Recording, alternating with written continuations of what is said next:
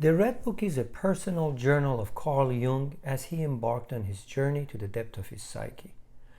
The book was kept as a secret till it was finally published in 2008 and became a sensation in the field of psychology. Jung made the original book of 12 by 16 inches red leather, and the current published book is the same size replica. Jung's dialogues in this book is called active imagination, that is a practice in which the individual constructs full imaginative conversations with different parts of self. He begins the book by these words: "The years of which I've spoken to you, when I pursued the inner images, were the most important time of my life. Everything else is to be derived from this." At one point, he meets with this god Istobar, who is dying due to the lack of faith in humans, and Jung decides to save this god by internalizing him. He devised an elaborate ritual in order to give birth to him, as he adds, "Christmas is coming, the god is in the egg. I prepared a rug for my god, an expensive red rug." In the other parts of the book, as he continues his journey, he meets with mystical and mythical creatures of the depth that come up to the surface of the consciousness. These activities and all the journey brings about a lot of energy and forces in the individual, as Jung experiences and expresses in his book.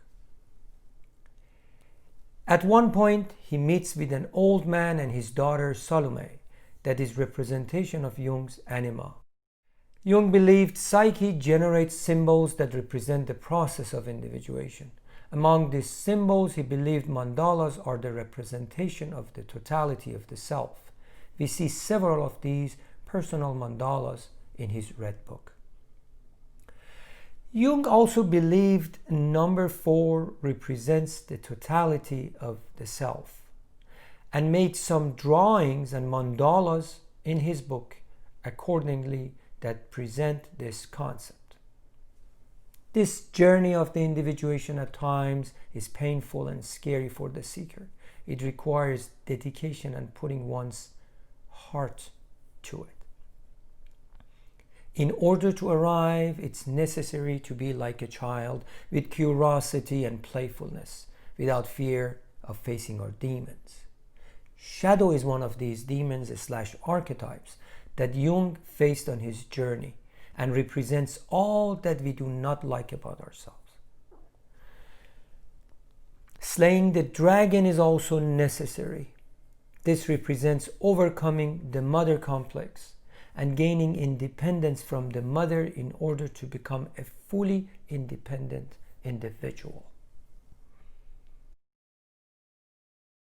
Attending to the unconscious in this matter is like watering the garden inside, which in turn allows new life to grow.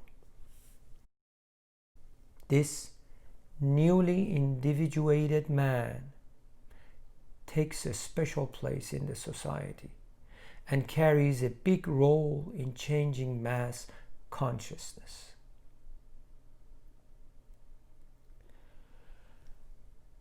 The slayed dragon shows up again and again, but with a different role and more as an enlightened version of the original dragon. Among the most powerful figures in this book is Philemon, Jung's wise old man archetype, who acts also as his guide on this journey. In one final part, he meets with his anima exalted and taking the leadership of his psyche. The last words of the book is possibility. What did he mean by this word? May we all allow our own potential possibilities to come to fruition.